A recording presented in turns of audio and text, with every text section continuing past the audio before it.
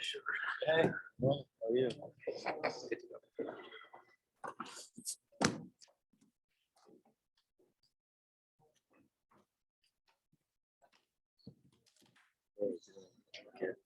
Good morning, whatever Rabotai. We are continuing on Masechet Berachot, and we are on Daf Chaf Amud Aleph, 4 lines from the top. The Limud of Amud Yomi has been dedicated for the month of Av by Mr. and Mrs. Bayanfar for Fashel of Shefa Bat Nechama and for health and happiness of the children, Rafaela Miriam Bat Tzipora, Chana Bat Tzipora, Rachel Bat Tzipora, and Sophia Sarah Bat Tzipora. Should have abundance of nachat from them. Amen. Amen. So by 2 dots, we discussed the fascinating sugya of kavod habriot, whether or not it pushes the mitzvot of Torah or not. And now we're going to have some beautiful agadic Gemarot that are somewhat related. We're going to discuss the relationship of these agatas with our sugya very soon. Rav Papa asked Abaye, what's the difference that the earlier generations they had nisim and niflaot, wonders happened to them. HaKadosh Baruch Hu did miracles for them. And what's the difference between us that we don't have those miraculous conduct of HaKadosh Baruch Hu in relationship to us? If it's because of learning that they were learning more than us, it's not correct. Rav Yehuda's generation, Kol Tanuya ben Ezekin Havam, they only learned Baba Kama, Baba Metzia, Baba Batra.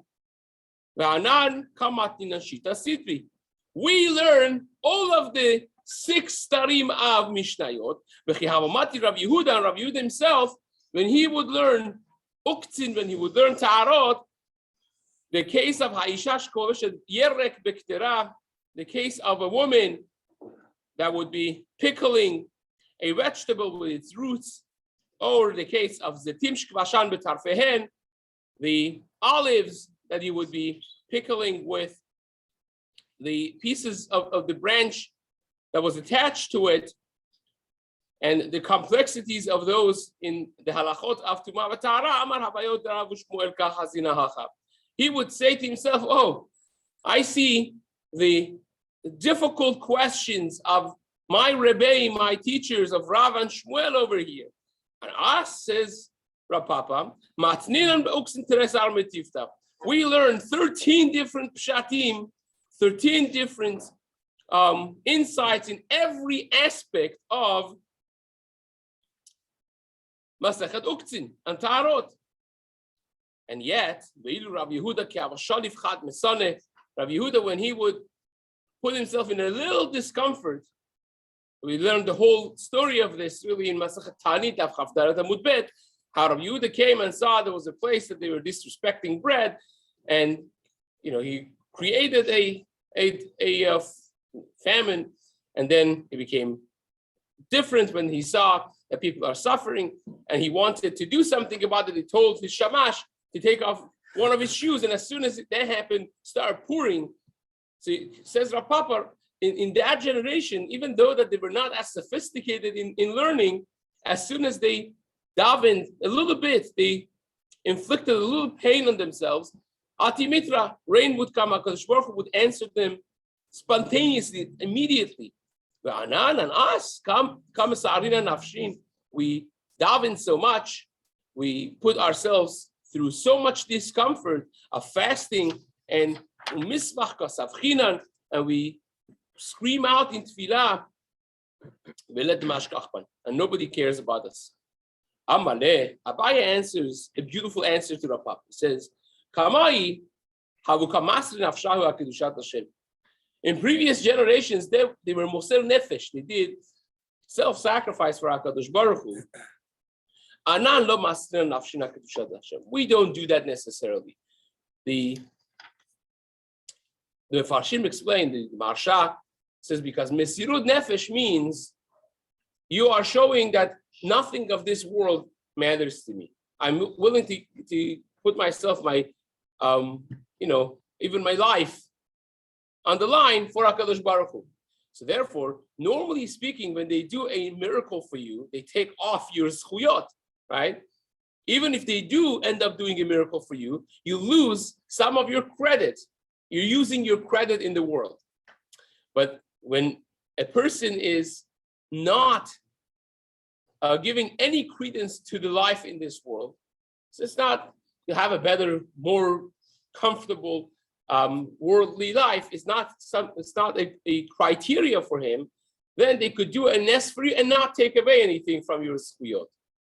Because you live with HaKadosh Baruch Hu so much so that the laws of nature, as if to say, don't really matter even for you. So therefore, when a person is moser nefesh for HaKadosh Baruch Hu, Hashem also, you do it in a supernatural way. The nature of a person is anything that the person has would give up for his nefesh, for his life. Your life comes before everything else. So if you are willing to put HaKadosh Baruch Hu even before your life, midah keneged midah, Hashem also changes the teva. You changed your teva, you changed your nature for HaKadosh Baruch Hu. HaKadosh Baruch Hu changes his nature, the nature of the world, for you as well. So says the Gemara, example. Ki had Rav Ada bar Ava, so Rav Ada bar Ava, chazye le'ai kutit, dava lebisha karbalta beshuka. He saw this non-Jewish woman that was wearing a karbalta. Rashi learns karbalta means a beget chashuv, a very fancy, flashy outfit, something that you don't normally wear in a marketplace. What's the problem with that? The problem is it's very attractive in a way that because nobody wears that type of a fancy clothing in the marketplace, everyone is going to be looking at her when she walks through the shuk, through the marketplace. And that is something of it's new. It is not a modest attire when you're turning all the heads in the marketplace because you're wearing something unusual. Others learn that the Aruch, Rabbeinu Hananel, the era of the early Rishonim and Geonim, they learned that this was a red outfit. And this is actually brought in halakha that a completely red, top to bottom outfit is not something considered a halachically snoot because red, again, it's a flashy color in such way that catches the eye and attracts attention in a negative way. And interestingly enough, one of the Geonim, it's brought in Shuvot Geonim, Rav Tzemach Gaon, he says that Rav Ada bar Ava saw that her garment was actually a kilayim. So now we're coming off the sugya of kilayim, how when you see somebody is wearing kilayim, you would have to take it off of them according to Rambam, right? And you see now everything fits together. The Rambam versus the Rosh that we learned, whether or not it's only your garment or even somebody else's garment. So here, according to Rav Tzemach Gaon, this was something that she was wearing that was kilayim. But be that as it may, either it was not snoot because it was red, or it was a baguette that clearly, culturally was not accepted to be worn, even though that was snoot, but it was something very flashy at marketplace. It was considered in the social standard not something that a Bat Yisrael, a Jewish nice Beis Yaakov girl, would be wearing in the marketplace. So what do you do when that happens? Nowadays you would go say, well, I'm going to speak to Rabbi Bernstein. You're wearing something not snoot. You're going to get a nose. Back then they were a little bit more bold, so just ripped it off of her. So Rabbi Ada bar Ava got up. Isn't that worse? Savar the Bat Yisrael. He thought that she's a Bat Yisrael. And come kareh mina. He got up and ripped it off. Now, of course, she perhaps was snoot underneath that. But Iglai Milta, then she says, what are you doing? He says, why, a Jewish girl should not be wearing this? He says, I'm not Jewish, right? Iglai Milta came out that she's actually a kutit, she's not Jewish. Shaimuha ba'arba mazuzi. And they estimated the fine that he had to pay for bullshit that she embarrassed her publicly, 400 gold coins. That's a lot of money, right? So he was willing, when he saw this woman in the marketplace, well, how many Jews did he have? 50%, 40%, 30%. For the very fact that it may have been a breach in the tzniut of the community, even though that's just a 50% chance that she's Jewish, he knew that he's taking a chance that he's paying this money. Or you could even say maybe a little bit more, that if you embarrass, the Gemara says in Baba Kama, in Daf Tzadi, that if you take a woman's hair covering off in the marketplace, you have to pay 400 zuz. Bullshit, because you embarrass her. Now there, you have no business taking that off. It's not proper thing. It's asur to do it even, right? But you see that the amount of bullshit for public embarrassment of a woman's attire in marketplace would be 400, right? So this is my own chidush, perhaps, that may be true, maybe not. And maybe you could say, because the Mefarshim, Ben Yehoyada, others, the Ben Ishchai, they are bothered. What's the Mesirut Nefesh? If he thought that she is Jewish, and halacha is like Rambam, that you have to take it off of her, so he did the halacha. So they say no, because he thought that maybe, he was mindful of the fact that maybe she's Jewish, maybe she's not Jewish. She's not Jewish, so then I have no business taking. It's mutar for her to wear what she's wearing, and what's my business to do this? I'm signing up for paying a lot of money for fine. So that's the element of Mesirut Nefesh, that he went above and beyond of the call of duty to do what he did. But according to what I'm saying right now, it's even much more simple. The fine that you have to pay, Jewish, not Jewish, for embarrassing them publicly, if you don't have the halachic right to do that, is 400 zuz. Is that amount of massive amount of money? Now, if you don't have a business to do that, like the Gemara in Baba Kama, Daf Tzadi, that says if you take off someone's head covering, that embarrassment is 400 zuz embarrassment, fine. Bullshit. Correct, but again, here, even if she is Jewish or she's not Jewish, right? The only thing that you're taking, in other words, for sure that the price that you're signing up for is that if you have no business doing what you're doing. So it comes out that she was not Jewish, and then that would be the amount of embarrassment money that you paid. So now says Gemara, it's again, if you do avera in public, if you're Jewish and you're doing something you're not supposed to be doing, that's considered the makom sheyesh chilul Hashem. Like we mentioned before, that if you're wearing kilayim, right, the makom sheyesh chilul Hashem, en cholkin kavod larav. That means the very fact of wearing kilayim in the eyes of the Torah is chilul Hashem. Now that's only if she's Jewish. If she's Jewish. If she's not Jewish, again, the Ben Yehoyada says actually that's Kiddush Hashem, because the Goyim will say, I think the mindsets are a little different back then. The Goyim would say, look, this Chacham was willing to pay 400 gold coins from his pocket on a chance that this is against the Jewish standards of attire. So that in the Berachot back in the day, at least, it was considered the Kiddush Hashem. Nowadays, it's going to make probably like front page news and everything. It's going to be Chilul Hashem. So those are certain things that change from generation to generation. But in the core of it, when a Jew does Avera, that is Chilul Hashem. Right? That's the whole sugya that we were learning of somebody that's wearing a kilayim, that we say b'makom sheyesh chilul Hashem and cholkin kavod larav. Right? We don't concern ourselves with the kavod of people when there is chilul Hashem going on. So Amaleh, he asked her, he said, Mashmach, what's your name? Rabbi Barava asks this woman, the Kutit, and she says, Maton, my name is Maton. Amallah, poetically, he says, Maton, arba mazu shavya. Maton, matayim in Aramaic is 200. So it's like a play on words, pun intended, that maton, twice matayim is 400 zuz. But Rashi says also it's matun lehamtin. If I would have waited, says he got excited and was a kanai, and he did something that if I would have waited, so to speak, I would have saved myself 400 zuz. So in other words, according to Rashi, he's saying, well, I should have waited. Could have, should have, would have.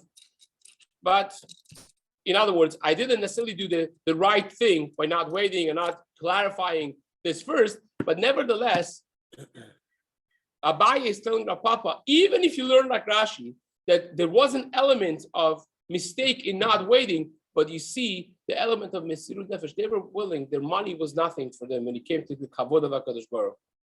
Whereas by us, the first thing we would think was, I don't want to go to jail. I don't want to pay the 400 zuz. That would be the first thing we would think. It wasn't even on his mind. Even if you learn like Rashi, that he's saying at the end, I should have waited.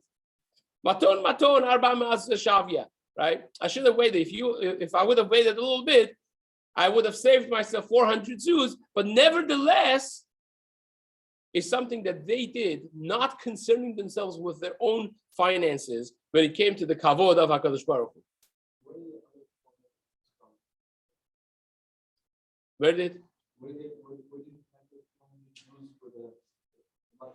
So that was the communal, I guess, based on their community standards. If someone would embarrass someone publicly in the dress code, that was the fine that they would give. Right? Again, we don't have the Shulchan in Mishpat Siman Aleph. Mamash in the beginning, Shulchan writes that we don't do dinei knasot bebavel. Now that we don't have a betin smuchin, the concept of smicha, of real smicha. Now there's people say you have smicha for rabbanut. It means just there's few sugyot that they've learned that they've been tested on. But in the time of Moshe Rabbeinu, that Moshe Rabbeinu gave smicha to Yeshua, and there was an unbroken chain of smicha that came down. So when we had the smicha in Klal Yisrael still, then you're a real bedin. When the smicha does not exist, there are certain things that are different in our generation. So in our generation, we don't do dinei knasot. In Bavel, we say, in Yerushalayim was a little bit different.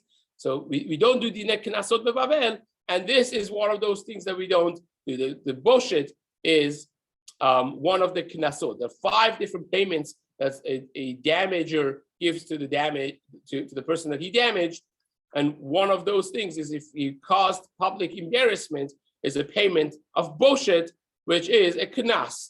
So this knas over here was 400 zuz. I'm just connecting it with the Gemara in Baba Kama there, that you see the same amount of money for a very similar embarrassment, even for a Jewish girl, when you have no business doing it. We're assuming she was wearing tefillin. No. Because if she wasn't wearing tefillin, then tearing, if it was just for tzniut, then tearing off her clothes would make it worse tzniut. No, so I meant, when I read it, take someone with clothes because you think she's not tzniut and you tear off her clothes, then you're making the problem worse. Right. So when I read it, that's why I said that it must have been a case that she had something underneath. It's not that a full outfit. A full outfit that was tzniut. To someone who, so she wore something underneath that was tzniut, but then wore something on top that was not tzniut. The person color was not tzniut. That's correct. Okay. Why not ask her beforehand? That's what he's saying according to Rashi. Right? According to Rashi, he's saying, well, I should have really waited and asked. I should have asked. Maton arba ma'azuz shavya. If I would have waited a little bit, I would have gained 400 zuz that I didn't have to pay. So according to Rashi, he's saying, well, mistake. But the core concept of them being willing and ready to give up so much money for HaKadosh Baruch Hu, to care, that's all the differences, Abaye, that they were willing to do Mesirut Nefesh. We are not necessarily going to see more examples of such things of Mesirut Nefesh in the following Gemarot, but nevertheless, if you learn that this was shatnez on her, or if it was a fuchsia red type of color that was flashy, or it was not tzniut for whatever other reason in public eye, that is considered something that that gave him the right to do it if she would have been Jewish. But again, in this case, it was his mistake. So says the Gemara.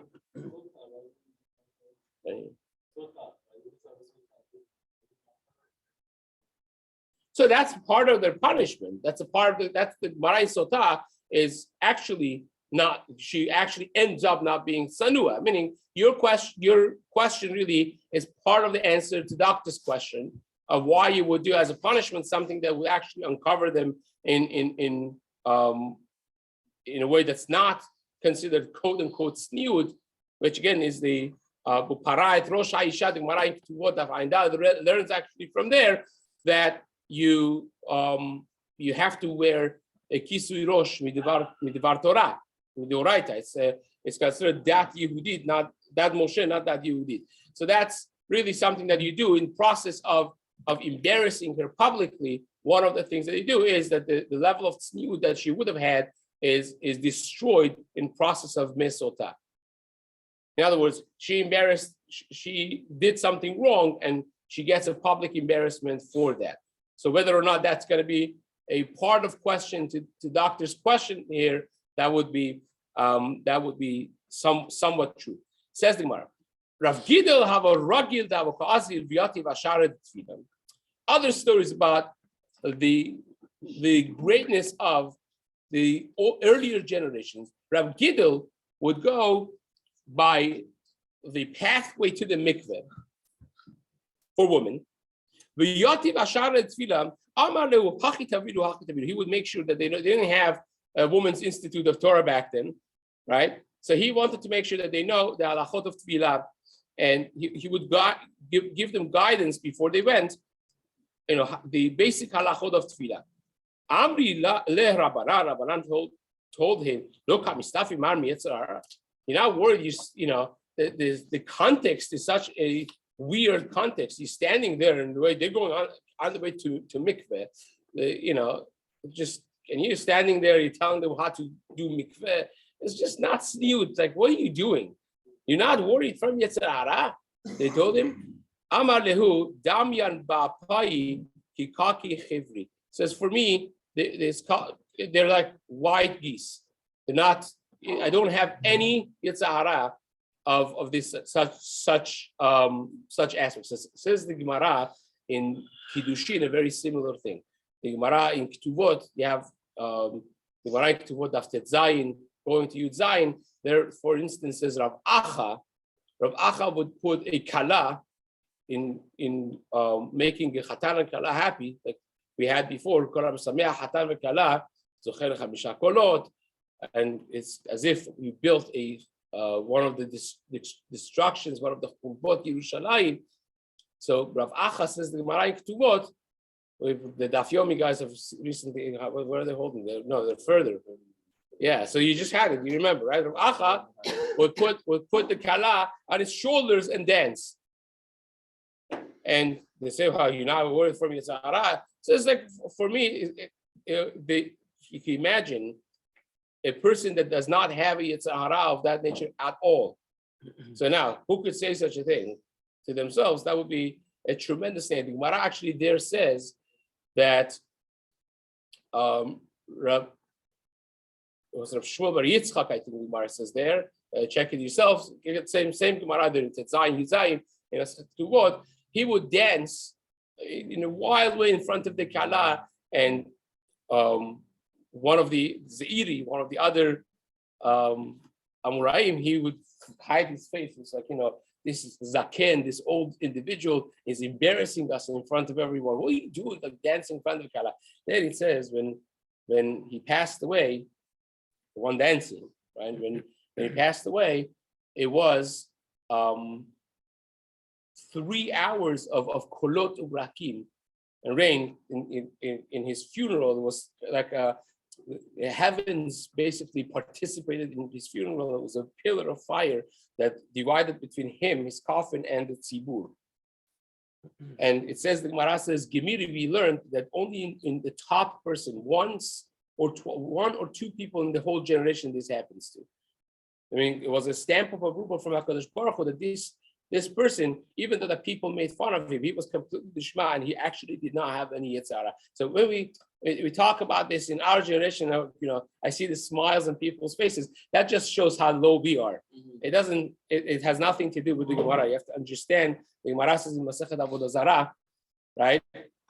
That Antoninos, Davidalef, I think it is, Antoninos, the Roman emperor, that was the best friend of Rabbi Yehuda Nasi, told him, I know the smallest of you guys could do Tchiyat HaMetim. And the Gemara actually brings this story there that it was true. So we're talking about people who are in a much higher level spiritually than we could ever even imagine. So be mindful of our levels when, be mindful of our levels when you learn the Gemara. So says the Gemara, he told them, he says, I don't even have a yasar. By the way, there is a ritba that could be very misused. At the end of Masechet Kiddushin, I'm dreading to say it or not, but nevertheless, the ritba says at the end of Masechet Kiddushin that certain things a person has to know about themselves, right? In other words, says some parts of these halachot are subjective. You have in Hilchot Yichud, for instance, right? A lot of times, Yichud is the Yisur Doraita in certain scenarios, right? You cannot be secluded with a woman when it's one-on-one, says the Magid Mishneh, and when it's a Erva Midoraita or Eshet Ish or so on. So when you have a scenario of Yichud that's Doraita, sometimes you have certain kulot, certain suffix fekot, the double doubts and so on in different cases to use leniencies, right? Oh, it's petach patuach, it's machloket Rabbeinu Yonah and Rashba, if the door is locked versus unlocked, or is it ajar versus closed? And many times in many scenarios, you can say, well, I have all the combinations of sfekot to say it's mutar. But like when it gets to the issues of sniut and morality, sometimes a person has to know their own nature. Somebody that's hot-natured, he has to be more careful than somebody that is not. And that's, even though that usually halacha is not like that, it's much more objective. In certain areas, a person that is subjectively more, personally more tuned to certain sensitivities has to act upon those sensitivities and be more stringent, and vice versa also would be true that the Gemara, that Ritva seems to say in Kiddushin, at the end of Masechet Kiddushin, that a person that is less prone to certain things could have certain built-in leniencies. That being said, the Gemara says at the end of Kiddushin, that Aleph, that Gedoleh, and Rambam brings this in Hilchot Yisur Rebiyah, in Perek Chaf Aleph, he writes that Gedoleh Tanaim and Amoraim, the greatest sages of Gemara, and Mishnah, they would make this, break the ice for their students, to make this an awareness that is on everyone's mind. They would say, watch me please, that I should not have yichud with my daughter or with my kala. Why did they say that? Even though that's really mutar in many of those cases, they would say it to show their students that this is not something to be embarrassed from. The carefulness of the moral aspects is not that, oh, I'm so big that nothing is going to happen to me. Exactly to the contrary, they would actually go even to speak openly with their students in cases that even would be really mutar, in order to break the ice and say this is not something to be embarrassed from. You human beings, you have to be careful. So you see, both of them are true. Both of these elements, and this is where it becomes a very delicate balance, where a person has to be careful. The Gemara there says that Rabbi Akiva, none other than Rabbi Akiva and Rabbi Meir Bar Anes, they downsized, basically, they ridiculed people who were drawn after the Yetzer Hara. Rabbi Akiva said, you go after this thing. I said, oh, really? Serious? Let's give you a little nisayon. And both Rabbi Akiva and Rabbi Meir almost failed.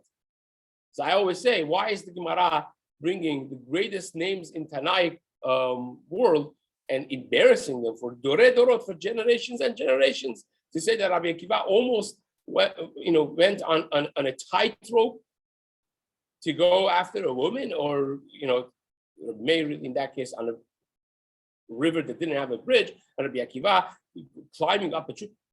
Why does Gemara say that? Gemara is saying that to say that a normal person should not be trusting themselves in this area. And apotropos la'arayot, when it comes to sexual morality, and apotropos, there's no guarantor.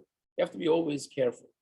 On the other hand, the Gemara there, and the Sugya of Yichud, the story of Rav and Rav Yehuda, the Gemara says, Rav was a tremendous Chassid and Kadosh. He said, I, and you are not like the Chassidim that the Yetzer Hara was completely in their hand.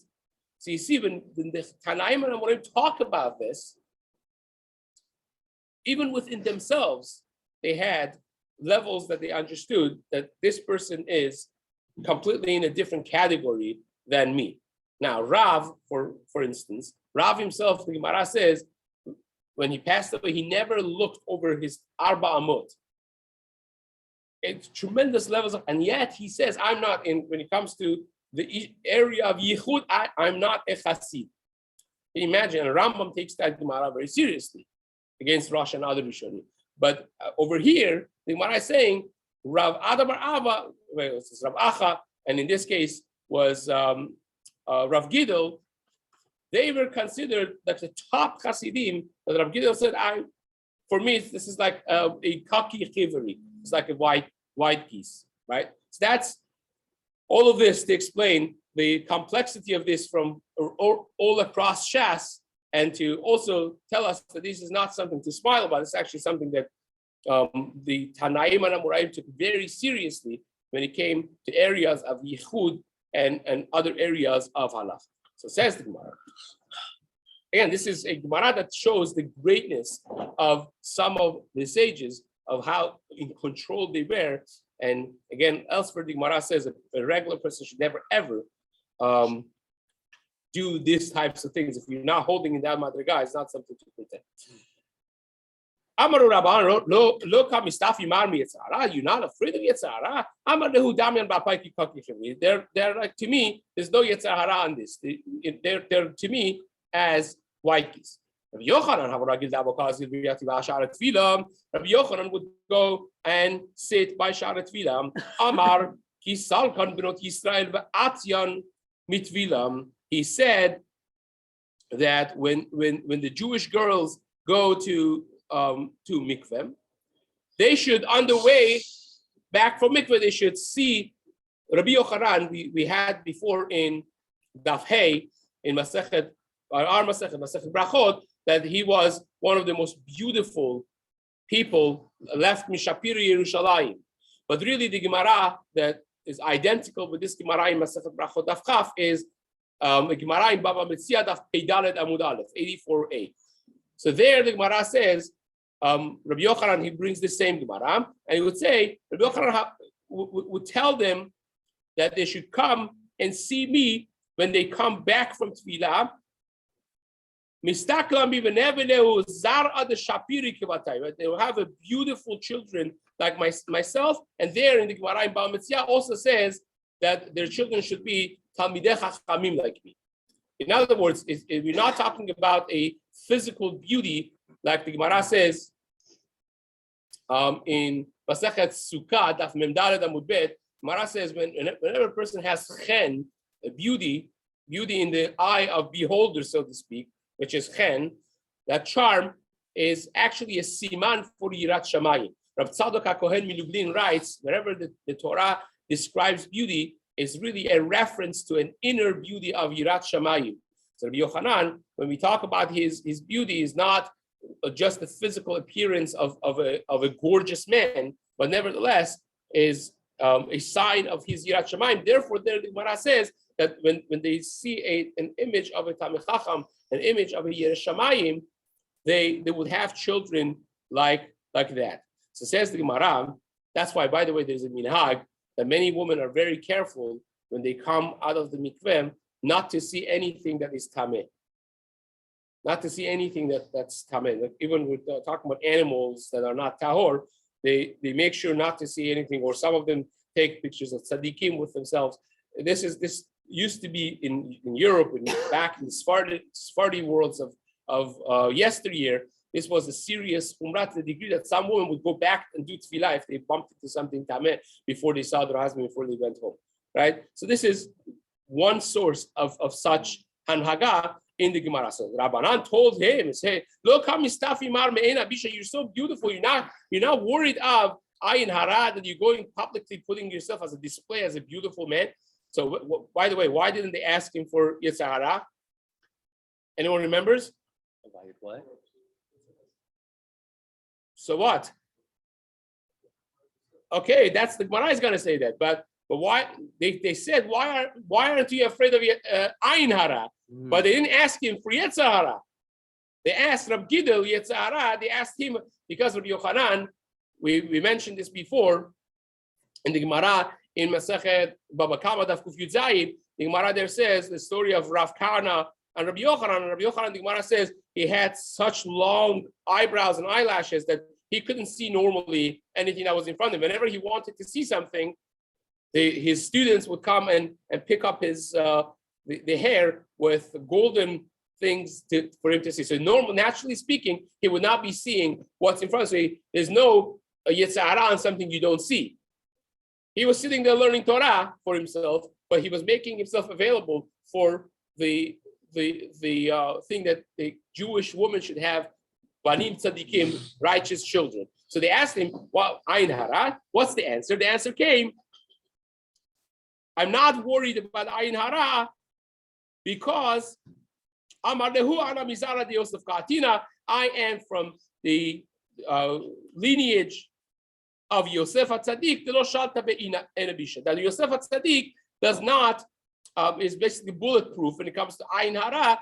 The ayin hara does not have any effect on the children of Yosef HaTzadik. Dichtiv ben porat Yosef ben porat ale ayin. The pasuk says ben porat ale ayin. Don't read ale ayin, but ole ayin.